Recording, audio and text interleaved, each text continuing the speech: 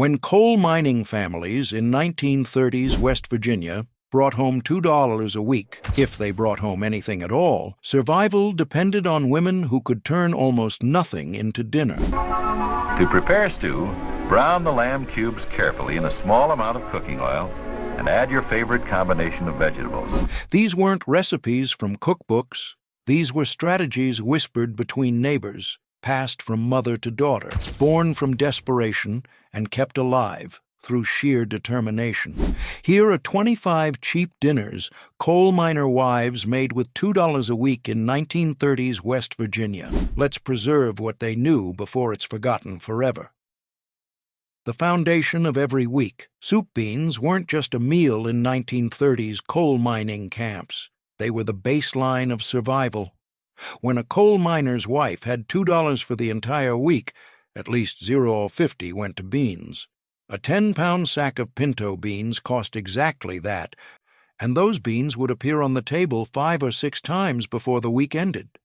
The preparation was simple because it had to be. Soak the beans overnight in cold water drawn from the creek or the company well.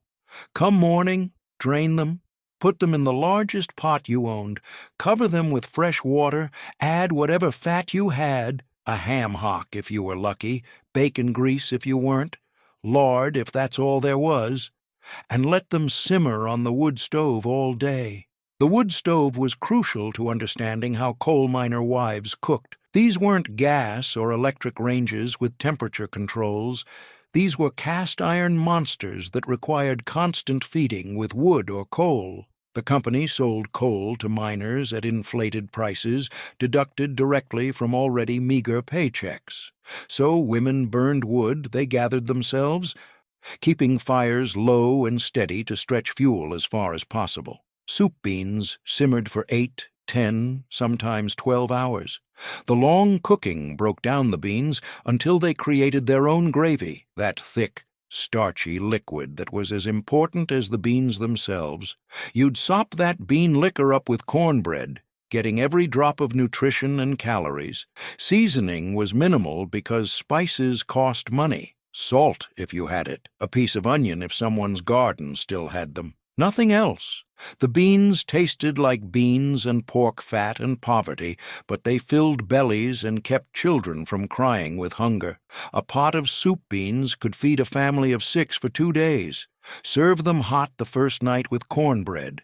Serve them again the second night, reheated and maybe thinned with water if you needed to stretch them further. The third day, if there were any left, mash them up and fry them in a skillet to make refried beans before that term existed. The beans provided protein that coal miners needed for the brutal physical labor of working underground. A man who went into the mines without protein wouldn't last long. He'd weaken, get injured, maybe die. So beans weren't just food, they were life insurance. Coal miner wives became experts at judging bean quality. They'd examine beans carefully before buying, looking for stones, dirt, or too many broken beans. They'd sniff them to make sure they weren't moldy or rancid. They'd buy from the company store only when necessary, preferring to trade with other families or buy from traveling peddlers who sometimes offered better prices. The company store was both lifeline and trap. It extended credit when cash ran out, but the prices were inflated and the debt accumulated. A 10-pound bag of beans that cost $0.50 cash might cost $0.75 on credit. That extra quarter didn't sound like much, but it added up across a year, keeping families perpetually in debt to the company. Some women would pool resources, buying beans in bulk with neighbors to get better prices. 5 families together could buy a 50-pound sack for $2 raws, instead of each buying 10 pounds for $0.50. This cooperation was essential, but also risky. If one family couldn't pay their share, the others had to cover it, or everyone went without. Soup beans represented more than food. They represented the baseline of survival, the meal that appeared when everything else failed, the dish that kept families alive when coal mines closed, when strikes stretched on, when men were injured and couldn't work. The daily bread of coal, Country, cornbread appeared at every meal in coal mining camps because cornmeal was cheaper than wheat flour. A 5-pound bag of cornmeal cost £0.15 and would make cornbread for a week. Wheat flour cost £0.25 for the same amount, and that 10-cent difference mattered when you had $2 for 7 days. The recipe was simple because ingredients were limited. Cornmeal, water, salt, and lard. That's it. No eggs unless a neighbor's chicken was laying. No milk unless you could trade for it. No sugar because sugar was a luxury that appeared maybe once a month. Mix the cornmeal with enough water to make a thick batter. Add a pinch of salt. Add a spoonful of melted lard. Stir it together. Pour it into a cast-iron skillet that you'd greased with more lard. Bake it in the wood stove until the smell changed from raw to cooked, usually about 20 minutes. The wood stove's temperature was unpredictable, so cornbread baking was more art than science. You learned to judge heat by holding your hand in the oven for a count of 3. If you could hold it longer, the oven was too cool. If you had to pull back faster, it was too hot. This knowledge came from experience, from burned batches and underdone centers, from years of working with equipment that had no temperature gauge. Cornbread was eaten hot when possible, though hot meant different things depending on the season. In summer, the wood stove made the kitchen unbearable, so women baked early morning or late evening. In winter, the stove provided heat as well as cooking, so cornbread baking happened throughout the day. The cornbread's texture was coarse and dense, nothing like the sweet cake-like cornbread that would appear in later decades. This was survival cornbread, heavy, filling, designed to quiet hunger rather than please palates. It was slightly gritty from the coarse ground cornmeal. It was dry without eggs or milk to add moisture. But it was food, and food was what mattered. Leftover cornbread, if there was leftover cornbread, served multiple purposes. Crumble it into soup beans for texture, soak it in water or milk for a breakfast mush, fry it in lard for a different texture, use it to thicken stews. Nothing was wasted because waste meant hunger. The cornmeal itself was often stone ground at local mills, traded for directly with farmers who grew corn. This created a network of exchange that bypassed the company store and its inflated prices. A coal miner's wife might trade a day's labor, washing clothes, cleaning house, tending children, for a bag of cornmeal. Or she might trade vegetables from her garden, eggs from her chickens, or services like sewing or mending. Cornbread also served as a vehicle for other foods. Split it open and fill it with fried potatoes. Use it to sop up bean liquor. Crumble it into buttermilk if you had buttermilk. The cornbread itself was bland enough to pair with almost anything, which made it versatile in a way that more flavorful breads weren't. Some families added variety by mixing cornmeal with small amounts of wheat flour when they had it, creating a lighter bread. Others added wild onions or ramps for flavor. A few added cracklings, the crispy bits left after rendering lard, which added flavor and fat. When the root cellar still had something, potatoes were survival food in coal mining camps because they stored well and provided calories cheaply. A bushel of potatoes cost $0.75 in fall and would last through winter if stored properly in a root cellar or cool basement. That investment represented more than a third of a week's budget, but it was worth it because potatoes could stretch other foods and fill bellies when nothing else was available. The preparation was simple. Slice potatoes thin. Fry them in lard or bacon grease in a cast-iron skillet. Cook them until they were brown and crispy on the outside, soft on the inside. Season with salt if you had it. Serve them hot, but this simplicity hid complexity. The potatoes had to be checked constantly for rot. One bad potato could spoil a whole bushel, so women inspected them weekly, removing any that showed soft spots or sprouting. The removed potatoes weren't thrown away. They were cooked immediately, before the rot spread too far. The lard for frying was precious. It came from butchering a pig, if your family was lucky enough to own one, or from trading with neighbors who did. A 5-pound tin of lard cost $0.50 at the company store, which was prohibitively expensive. So most families rendered their own from pig fat or saved bacon grease in jars. Fried potatoes appeared at breakfast, dinner, and supper, sometimes all 3 meals in one day. The repetition was necessary because potatoes and cornbread were often the only foods available. Beans took time to cook. Meat was rare. Vegetables were seasonal, but potatoes were constant. The frying process required attention. The lard had to be hot enough to crisp the potatoes, but not so hot it burned them. The potatoes had to be sliced uniformly so they cooked evenly. They had to be turned at the right moment to brown both sides. This wasn't mindless cooking. It required skill developed over years of practice. Some women added onions to fried potatoes when onions were available. The onions would soften and sweeten, adding flavor to the bland potatoes. Others added wild ramps in spring when ramps grew abundantly in the woods. A few added peppers if they'd managed to grow them in summer and dry them for winter use. The potatoes themselves varied in quality. Sometimes they were firm and fresh. Other times they were soft and sprouted, requiring careful cutting to remove the sprouts and bad spots. By late winter, potatoes were often more sprout than potato, but you used them anyway because throwing away food wasn't an option. Children would sometimes complain about eating fried potatoes again, and mothers would respond with variations of the same message. You can eat what's on your plate, or you can go hungry. This wasn't cruelty. It was reality. There was no alternative food.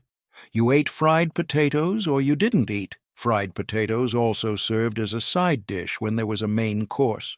If someone managed to catch a rabbit or squirrel, fried potatoes would accompany the meat. When flour was available, biscuits and gravy represented a slight step up from cornbread and beans, appearing when families had enough money to buy wheat flour. Flour cost more than cornmeal, $0.25 for 5 pounds compared to 0.15s. But it made food that felt more substantial, more like real meals instead of survival rations. The biscuits were made from flour, lard, and water. No buttermilk, no baking powder unless you could afford it. The technique mattered more than the ingredients. Cut cold lard into flour until the mixture resembled coarse crumbs. Add just enough water to bring it together into dough. Roll it out thin. Cut it into rounds with a glass or biscuit cutter. Bake in a hot oven until risen and golden.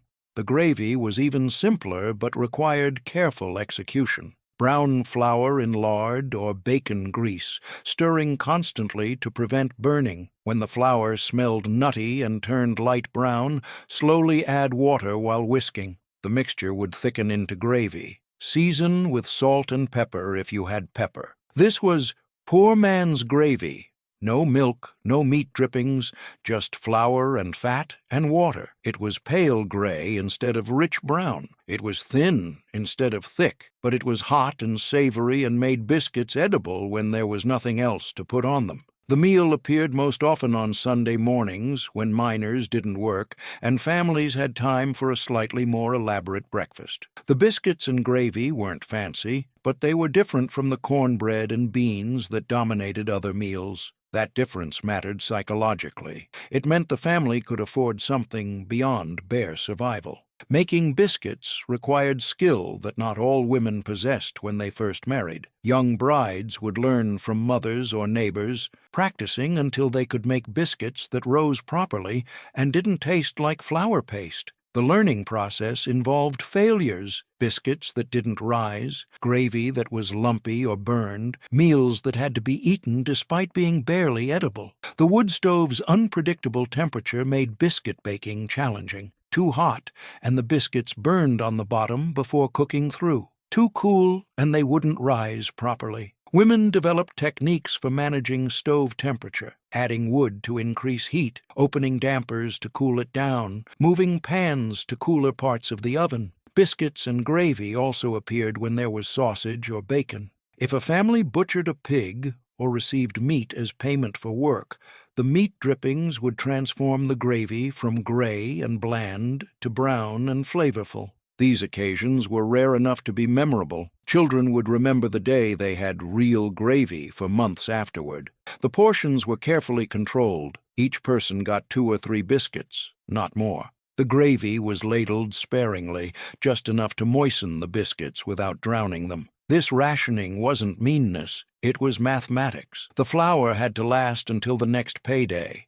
and that meant measuring portions carefully. Leftover biscuits, if there were any, would be saved for the next meal. They'd be reheated in the oven or eaten cold. Some women would split them and fry them in lard, creating a different texture. Others would crumble them into soup or use them to stretch other dishes. The social aspect of biscuits and gravy mattered too. When families had this meal, they'd sometimes invite neighbors to share, creating community in the midst of poverty. The sharing wasn't altruistic, it was strategic.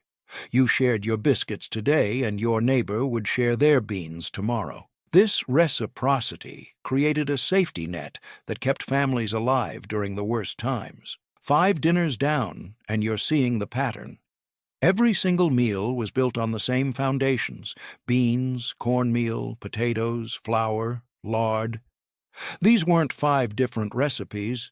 These were 5 variations on survival, 5 ways to combine the same cheap ingredients into something that would keep a family alive for another day.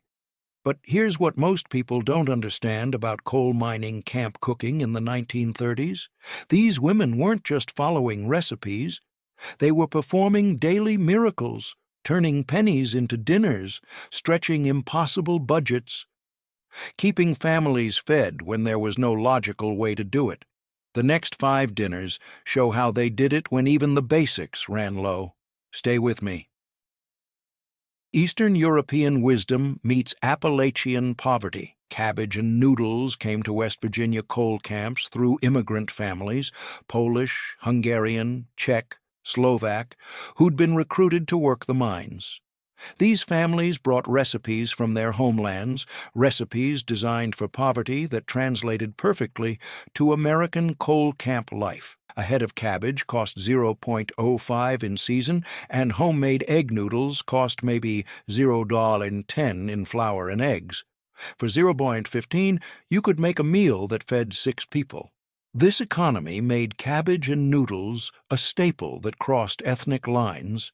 By the 1930s, families of all backgrounds were making it. The preparation was simple but required time. Shred the cabbage thin, boil the noodles until tender. While the noodles cooked, fry the cabbage in lard or bacon grease until it softened and started to caramelize. The caramelization was crucial.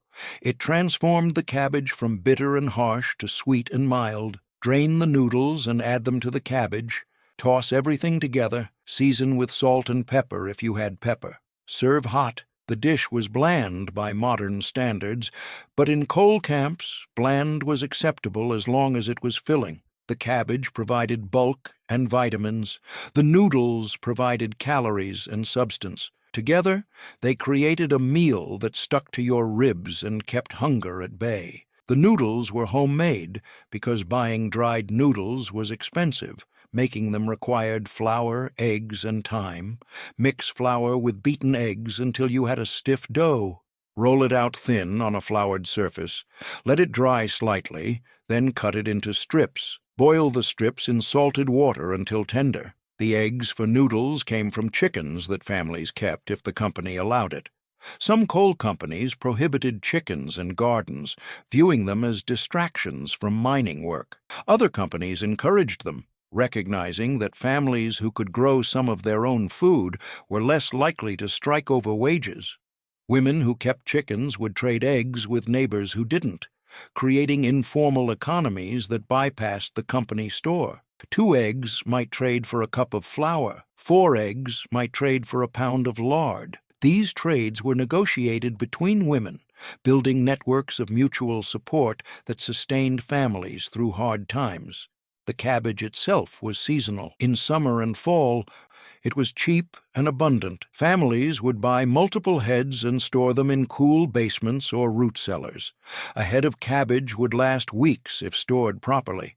By late winter, stored cabbage would be wilted and strong-tasting, but you used it anyway. Some families made sauerkraut, fermented cabbage that lasted even longer than fresh. The fermentation process required salt, which was expensive, but the resulting sauerkraut could be stored for months and used in various dishes. Sauerkraut and noodles was a variation on cabbage and noodles, with the sour tang of fermentation adding flavor. Cabbage and noodles also appeared as a side dish when there was meat. If someone caught a rabbit or if the family could afford a piece of pork, cabbage and noodles would accompany it, stretching the meat further. The bland noodles and cabbage made the meat taste more intense by contrast. The dish taught children to eat vegetables without complaint. The cabbage was soft and sweet from cooking, not raw and bitter. The noodles made it familiar and comfortable. Children who wouldn't eat raw cabbage would eat cabbage and noodles, getting vitamins they needed without realizing they were eating something healthy. Bean soup appeared when the week's supply of soup beans was running low and needed to be stretched further. Take the remaining beans, add more water, add any vegetables you had, and call it soup instead of beans. This wasn't deception, it was strategy. The base was whatever beans were left from earlier in the week, maybe 2 cups of cooked beans, maybe less. Put them in a pot with enough water to make it soupy. Add potatoes if you had them.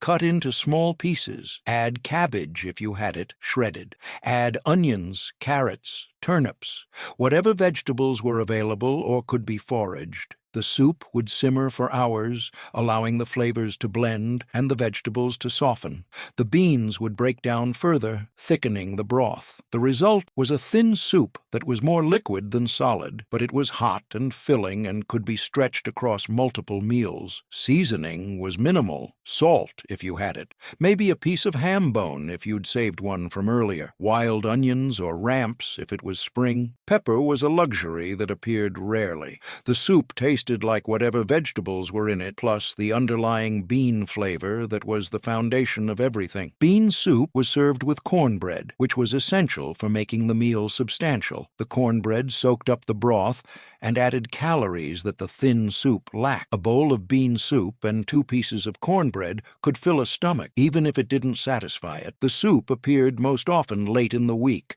when the grocery money was gone and families were waiting for the next payday. Thursday and Friday were hungry days in coal camps. The money from Saturday's pay had run out, and there were 2 more days until the next check. Bean soup helped bridge that gap. Women would sometimes add wild greens to bean soup: dandelion, poke, lamb's quarters. These greens were free and abundant in spring and summer, growing in ditches and vacant lots. Gathering them required knowledge of what was safe to eat and what was poisonous. Knowledge passed from mother to daughter. The gathering of wild greens created another opportunity for community. Women would go out together, teaching younger women which plants were edible and which to avoid. They'd share gathering spots and warn each other when company police were cracking down on foraging. Some companies viewed foraging as theft of company property, even when the plants grew wild. Bean soup also served as a base for other foods. If someone managed to catch a squirrel or rabbit, the meat would be added to bean soup, creating a richer dish. If there were eggs, they could be poached in the simmering soup, adding protein. The soup was adaptable, accepting whatever ingredients were available. The psychological aspect of bean soup mattered too. Calling it soup instead of watered-down beans made it feel more like a deliberate meal instead of an admission of poverty. This linguistic shift was important for maintaining dignity in circumstances that constantly threatened to strip it away. Fried cornmeal mush appeared when the pantry was nearly empty. No beans, no potatoes, nothing but cornmeal and lard. It was the meal of last resort, the dish that said, "We're almost out of everything, but we're not quite starving yet." The preparation started the night before. Boil water in a pot. Slowly whisk in cornmeal, stirring constantly to prevent lumps. Cook it until thick, like porridge. Pour it into a loaf pan greased with lard. Let it cool overnight until it's solidified into a firm loaf. Come morning, slice the solidified mush into half-inch slabs. Fry the slabs in lard in a hot skillet until both sides were golden brown and crispy. The exterior would develop a crust, while the interior stayed soft and creamy. Serve it hot with sorghum molasses if you had it, or just plain if you didn't. Some families ate it with their hands. Others used forks. Everyone understood that fried cornmeal mush meant things were tight. The dish provided calories, but little else. Cornmeal had some nutrition, niacin, iron, fiber, but it wasn't a complete food. Families that ate too much cornmeal and not enough variety risked pellagra, a disease caused by niacin deficiency that caused skin lesions, diarrhea, and dementia. Pellagra was common in coal camps, where diets were monotonous and limited. Fried cornmeal mush appeared most often at breakfast, providing fuel for miners heading underground. A man would eat 4 or 5 slabs of fried mush, washing them down with water or weak coffee if there was coffee. This would sustain him through a morning of brutal physical labor in the mines. The children would eat fried mush for breakfast too, though they'd get smaller portions. 2 slabs for a child, maybe 3 for a teenager. The portions were calculated based on need. Miners needed more calories than children because their work was more physically demanding. Some women would add variety by mixing a little flour into the cornmeal, creating a lighter texture. Others would add a spoonful of lard to the mush before it solidified, making it richer. A few would add salt to enhance flavor. These variations were small but meaningful, representing attempts to make poverty food more palatable. Leftover fried mush, if there was leftover fried mush, would be saved for the next meal. It could be reheated in the skillet or eaten cold. Some children would take cold fried mush to school for lunch, wrapped in newspaper or cloth. The social stigma of fried cornmeal mush was real. It was poor people food, the meal you ate when you couldn't afford anything better. Children who brought fried mush to school might be teased by children whose families were slightly better off. This created shame around poverty, shame that women tried to counter by maintaining dignity and pride despite circumstances. Potato soup appeared when the root cellar's potato supply was running low and needed to be stretched as far as possible. Take whatever potatoes remained, add water, add any other vegetables available, and create soup that would feed the family for 2 or 3 meals.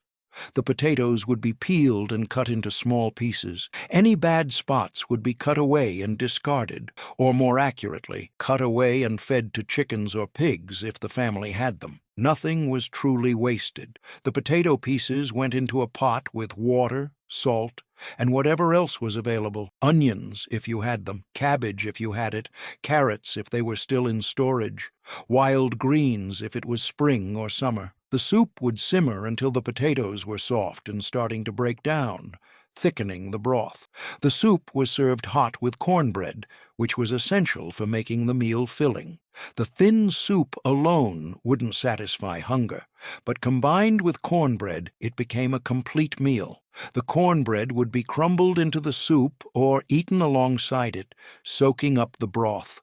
Potato soup represented a different kind of stretching than bean soup. Beans could be stretched with water and still provide protein.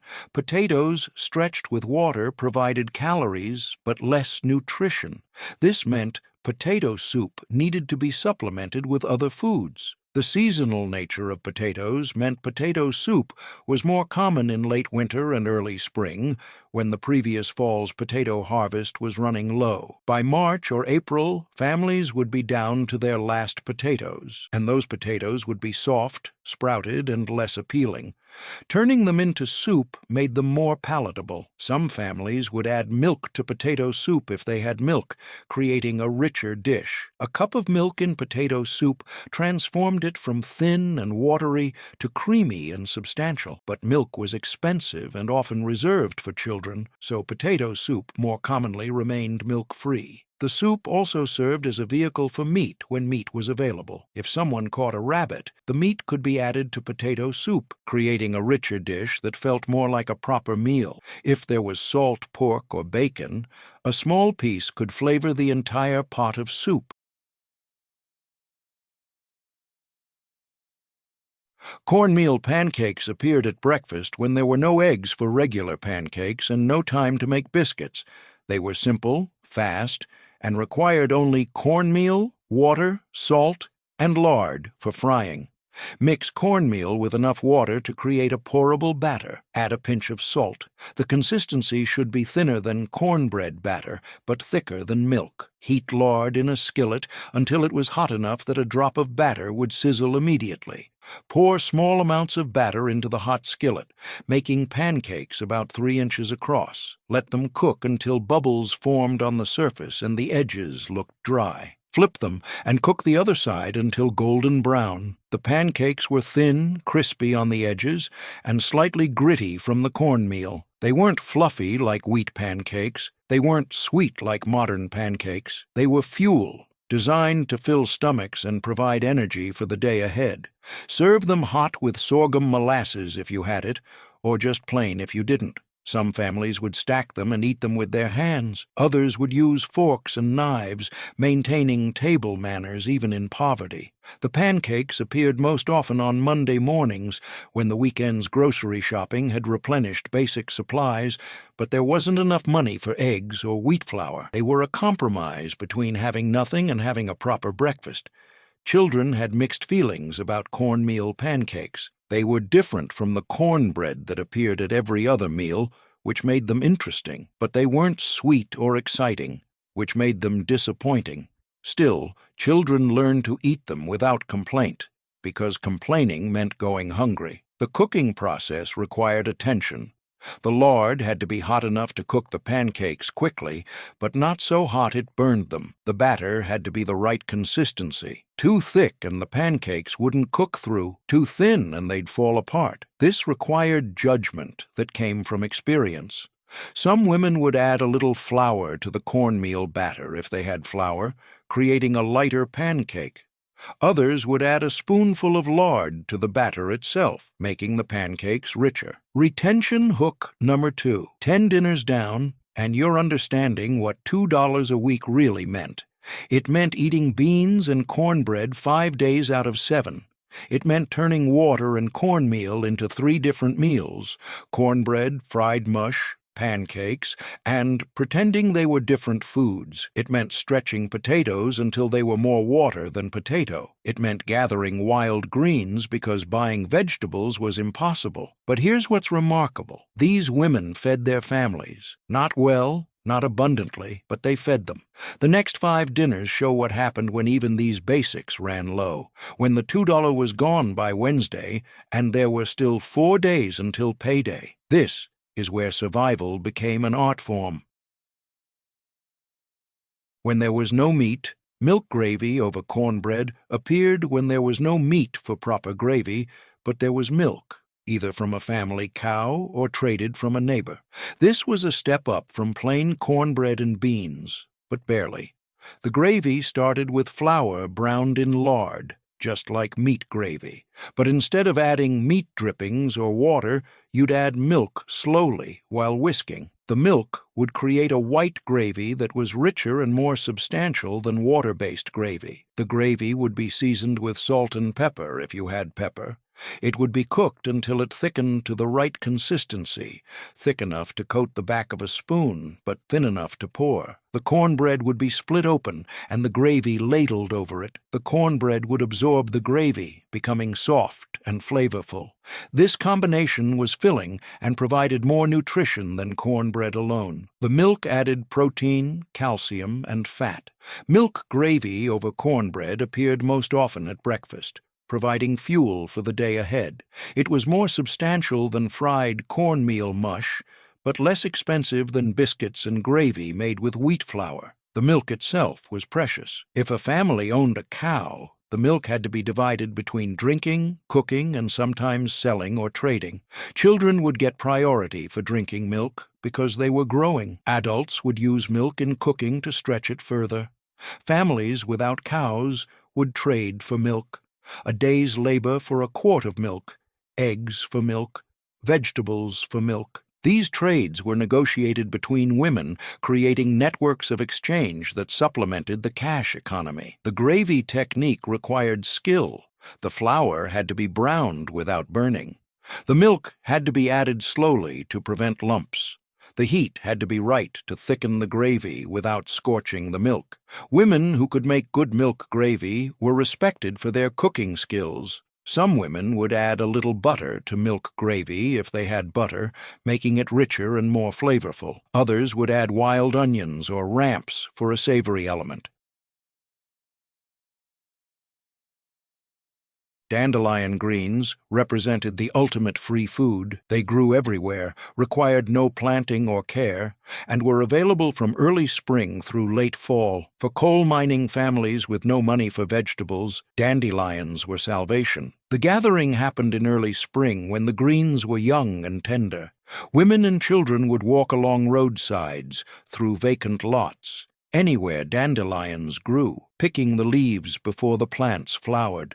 Once dandelions flowered, the leaves became bitter and tough. The greens would be washed thoroughly, multiple times, to remove dirt and grit. Then they'd be cooked in a pot with water, salt, and fatback or bacon if there was any.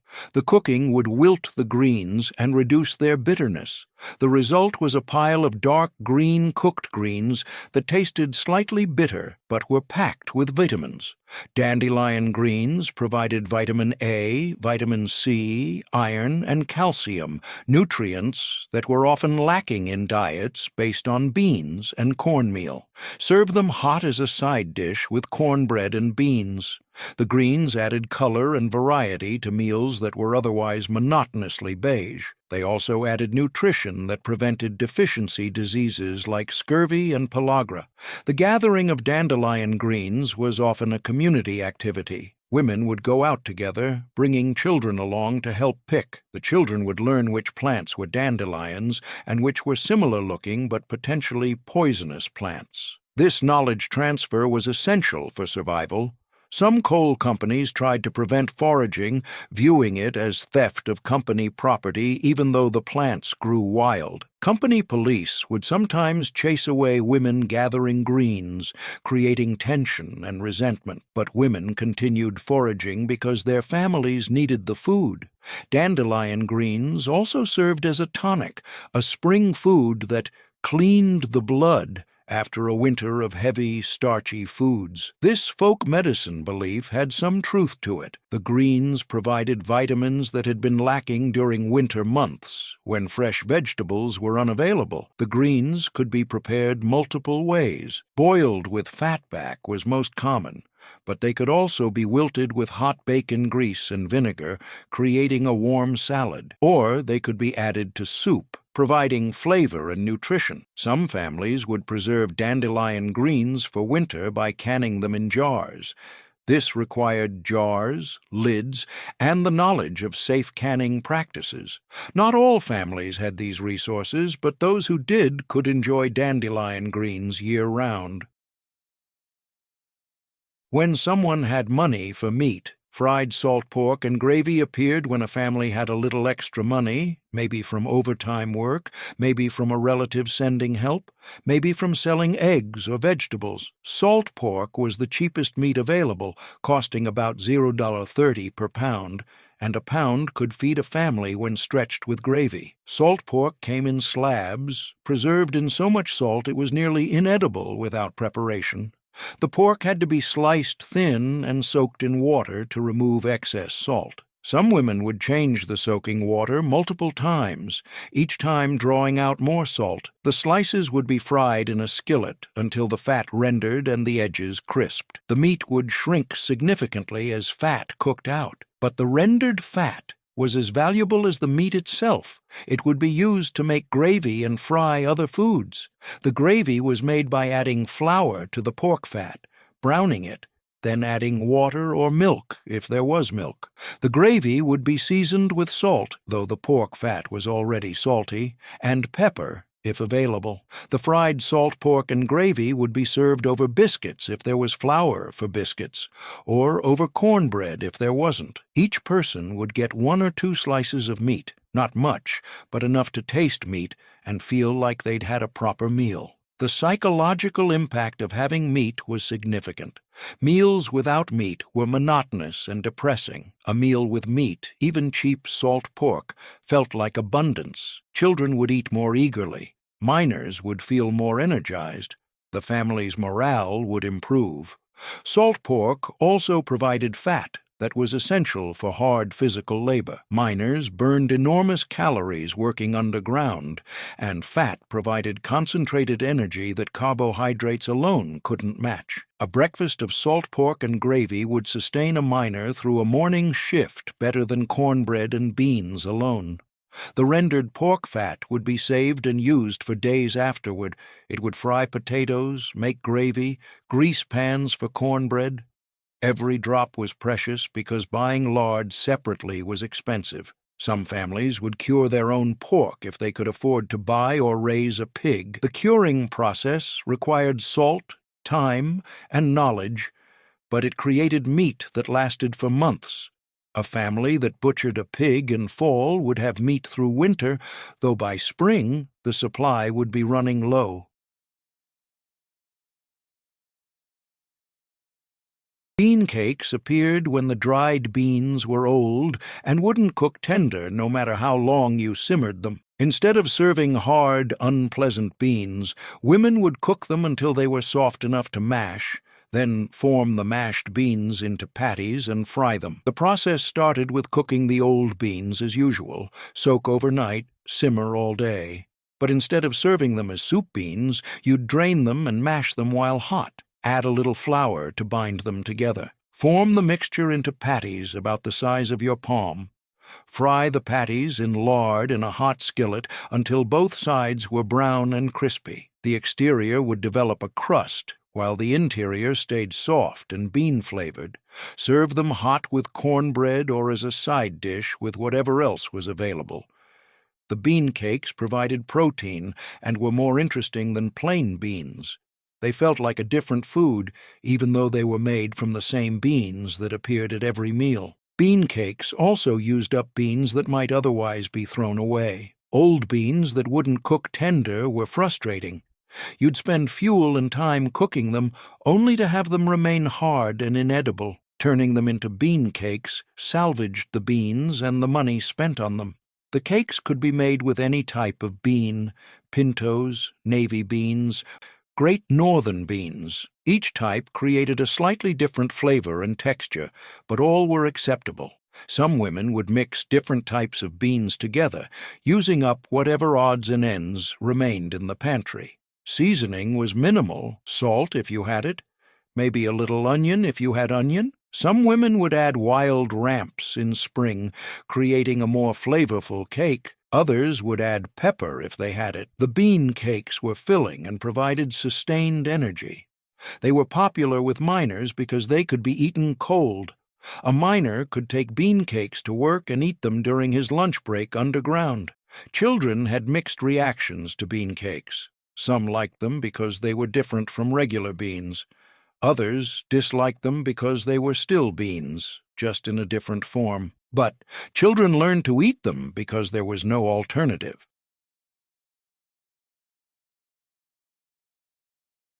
Potato pancakes appeared in late winter or early spring when the root cellar's potatoes were soft, sprouted, and barely edible. Instead of trying to fry or boil them, women would grate them and make pancakes. The potatoes would be peeled and the sprouts and bad spots cut away. Then they'd be grated on a metal grater into a bowl. The grated potato would release liquid, which would be squeezed out by hand. The remaining potato pulp would be mixed with a little flour and salt. The mixture would be formed into patties and fried in lard until both sides were brown and crispy. The potato pancakes would be crispy on the outside and soft inside, with a distinctive potato flavor. Serve them hot with whatever was available, sorghum molasses if you had it, or just plain. They could be a breakfast food, a side dish, or a main course, depending on what else was available. Potato pancakes, salvaged potatoes that were otherwise unappetizing.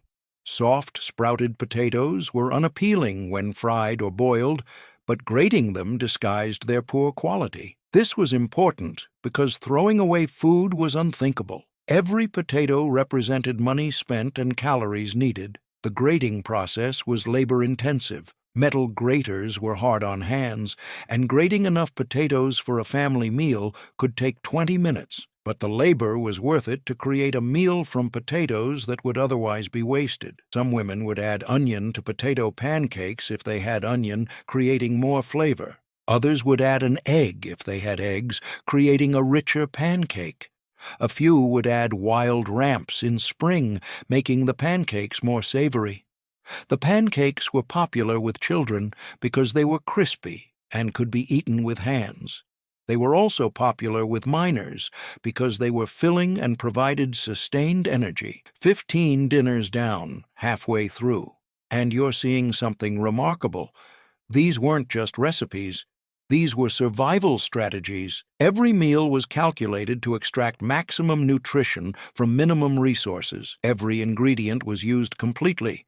Potato peels fed to animals, bean liquid saved for soup, bacon grease saved for frying. Nothing was wasted because waste meant hunger, but the next 10 dinners show something even more important.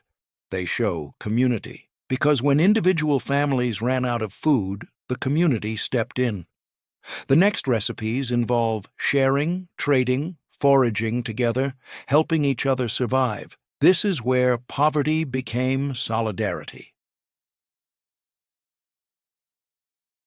Wild greens and fatback represented the combination of free-foraged food and the cheapest meat available. The greens, poke, lamb's quarters, wild mustard, dock, grew abundantly in spring and summer. The fatback cost about $0.20 per pound and provided the fat needed to make the greens palatable. The foraging required knowledge passed down through generations. Women had to know which plants were edible and which were poisonous. Poke, for example, had to be picked young and boiled twice with the water discarded to remove toxins. Older poke plants could cause illness or death. The greens would be gathered in large quantities, enough to fill a basket or sack. They'd be washed thoroughly to remove dirt, insects, and any poisonous plants that might have been accidentally picked. Then they'd be cooked in a large pot with water and a piece of fatback. The fatback was essential. Wild greens were often bitter and tough, and cooking them with pork fat made them palatable. The fat also provided calories that the greens alone didn't provide. The cooking process took hours. The greens would wilt down significantly. A pot that started full would reduce to a small amount of cooked greens. The fatback would slowly render its fat into the cooking liquid, flavoring everything. Serve the greens hot with cornbread. The greens provided vitamins and minerals. The fatback provided fat and protein. The cornbread provided carbohydrates. Together, they created a complete meal that cost almost nothing. The foraging itself was often a community activity. Women would go out together, bringing children along. They'd share knowledge about where the best greens grew and which areas to avoid. They'd help each other identify plants and warn about dangerous ones. Cornmeal and milk appeared when there was no time or fuel to cook a proper meal. Mix cornmeal with milk, eat it cold or barely warm, and call it supper. This wasn't a recipe. It was an admission of defeat, a meal that said, "We've run out of everything else." The preparation was minimal. Pour cornmeal into a bowl. Add milk, from a cow if you had one, traded from a neighbor if you didn't. Stir it together. The cornmeal would absorb the milk and soften slightly, creating a porridge-like consistency. Some families would add a little sugar if they had sugar, making it more palatable. Others would add salt. Most ate it plain because there was nothing to add. The meal provided calories and some nutrition. Cornmeal had niacin and iron. Milk had protein and calcium. But it was unsatisfying psychologically. It didn't feel like a meal. It felt like giving up. Children often refused to eat cornmeal and milk, finding it bland and unappetizing. Mothers would insist, sometimes resorting to threats or force-feeding. The battles over food were common in coal camps, where children's natural pickiness collided with the reality that there was no alternative food. Cornmeal and milk appeared most often late in the week when money had run out and the pantry was nearly empty. Thursday and Friday nights were the worst. The previous Saturday's pay was gone, and the next Saturday was still days away. When a neighbor who'd butchered a pig or cow shared the bones had little meat on them, but they could be simmered for hours to create a broth that added flavor to other dishes. The bones would be placed in a large pot with water and simmered all day. The long cooking would extract gelatin, minerals, and whatever meat remained on the bones. The result was a rich, flavorful broth that could be used as a base for soup or drunk on its own. The broth would be strained to remove bone fragments, then used to cook beans, potatoes, or wild greens. The bone's flavor transformed these bland foods into something more satisfying. If there was enough broth, it would be divided with other neighbors, continuing the cycle of sharing. This reciprocity was essential. You shared your soup bones today, and your neighbor would share their vegetables tomorrow. The bones themselves would be given to dogs or boiled a second time to extract any remaining nutrients. Nothing was wasted. Even when the bones were finally discarded, they'd be buried in gardens to add minerals to the soil. Soup bone broth represented community solidarity. Families that had slightly more would share with families that had less, understanding that their positions could reverse at any time. A mine accident, an illness, a strike. Any of these could plunge a family from barely surviving to desperate. Lard bread was exactly what it sounds like. Bread spread with lard. No butter, no jam, no meat, just bread and lard. This appeared when there was nothing else to put on bread, when even the basics had run out. The bread was usually cornbread, though sometimes it was biscuits if there had been flour. The lard would be spread on the bread while the bread was still warm, allowing the lard to melt slightly. The result was greasy, bland, and barely edible, but it provided calories and fat that bodies needed for physical labor. Miners would eat lard bread for breakfast, washing it down with water or weak coffee. Children hated lard bread. They'd complain, refuse to eat, sometimes cry. Mothers would insist, sometimes getting angry, sometimes pleading. The battles over lard bread were daily occurrences in the poorest families. Lard bread appeared most often at the end of the week when everything else had run out. It was the meal that bridged the gap between Thursday night and Saturday's pay. Some families would sprinkle salt on lard bread to add flavor. Others would use bacon grease instead of plain lard, which provided a slightly better taste. A few would add wild onions or ramps if they were available. Water gravy appeared when the lard was running low and there wasn't enough to make proper gravy. Brown flour in whatever fat remained, maybe a tablespoon, then add water instead of milk. The result was thin, pale, barely flavored gravy that made cornbread or biscuits slightly less dry. This was desperation food. It wasn't meant to taste good. It was meant to make dry bread edible when there was nothing else to put on it. The gravy would be seasoned with salt if there was salt. Nothing else. It tasted like flour and water because that's what it was. Serve it over cornbread or biscuits.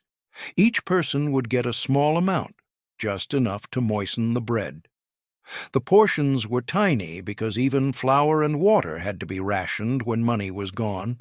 Water gravy appeared in the same circumstances as lard bread, late in the week when the pantry was empty and payday was still days away. It was slightly better than eating dry cornbread, but only slightly. Children would complain about water gravy just as they complained about lard bread. The complaints were valid. Water gravy was unpleasant, but there was no alternative. You ate water gravy or you went hungry. 20 dinners down, 5 to go. And you're understanding something important. These last 5 meals weren't really meals at all. They were survival rations, cornmeal and milk, lard bread, water gravy. These were the foods families ate when everything else had failed, when the money was gone, when the company store wouldn't extend more credit, when neighbors had nothing left to share. These were the meals that marked the difference between survival and starvation. The final 5 dinners show what happened when even these basics ran out, when families had to choose between feeding children and feeding adults, when the $2 a week wasn't enough and there was no more money coming. When someone's garden still had something boiled, cabbage appeared when a neighbor's garden still had cabbages and they were willing to share or trade. A head of cabbage could feed a family for 2 meals when stretched with water and cornbread. Cut the cabbage into quarters. Boil it in salted water until tender. The cabbage would soften and sweeten slightly from cooking. Serve it hot with the cooking liquid, which contained vitamins that had leached from the cabbage. The meal provided vitamins and bulk, but little protein or fat. It needed to be supplemented with cornbread and beans if there were beans, or just cornbread if there weren't. Boiled cabbage was bland and sometimes caused digestive distress, but it was food. In late winter, when stored vegetables were running low, a head of cabbage was precious. When there was flour, but nothing else. Fried dough appeared when there was flour but no eggs. No milk, no baking powder, nothing to make proper bread. Mix flour with water and salt, form it into small pieces, and fry them in lard. The dough would puff slightly and brown, creating a crispy exterior and soft interior. It wasn't bread, and it wasn't a biscuit. It was fried dough, a food category of its own. Serve it hot, plain, or with sorghum if there was sorghum. The fried dough provided calories and carbohydrates, but little else. It was filler, bulk, something to quiet hunger temporarily. Children would sometimes eat fried dough eagerly because it was crispy and could be eaten with hands. But the novelty wore off quickly. Fried dough was still just flour and water, barely transformed by frying. When there was only cornmeal, cornmeal porridge was hot. Cornmeal mush served as breakfast. Boil water, whisk in cornmeal, cook until thick. Serve hot with a little lard stirred in if there was lard. The porridge was filling and hot, which mattered on cold mornings. It provided calories that would sustain miners through morning shifts underground. But it was monotonous. The same cornmeal that appeared as cornbread at dinner and fried mush at supper now appeared as porridge at breakfast. The repetition was depressing, a constant reminder of poverty and limited options. Bean water appeared when the beans were gone, but the liquid they'd been cooked in remained. The starchy, slightly flavored water would be reheated and served as soup, with cornbread to make it more substantial. This wasn't food in any real sense. It was liquid with minimal nutrition, served because there was nothing else, but it was hot. And hot liquid felt like eating even when it provided almost no calories. Bean water represented the absolute end of resources. Families that were eating bean water were in crisis, days away from actual starvation. These were families that needed outside help, from relatives, from churches, from relief agencies, if any existed. No beans, no cornmeal, no potatoes, no lard. The pantry was empty, the money was gone, and payday was still days away. On these days, children would go to school hungry and come home to no dinner. Mothers would give them water and send them to bed, promising that tomorrow would be better even when there was no reason to believe it. These were the days when families fell apart or came together, when neighbors shared their last crust of bread or turned away, when churches stepped in with food baskets or ignored the need, when company stores extended credit or cut families off. These were the days that defined the 1930s for coal mining families, days of hunger, fear, and uncertainty, days when $2 a week wasn't enough and there was no more money coming, days when survival was a day-to-day question with no guaranteed answer. 25 dinners coal miner wives made with $2 a week. These women turned pennies into meals and kept families alive through America's worst crisis. Which recipe did your family survive on? Comment your coal camp or county. Subscribe for more forgotten Appalachian food history. Don't let them forget what our grandmothers survived.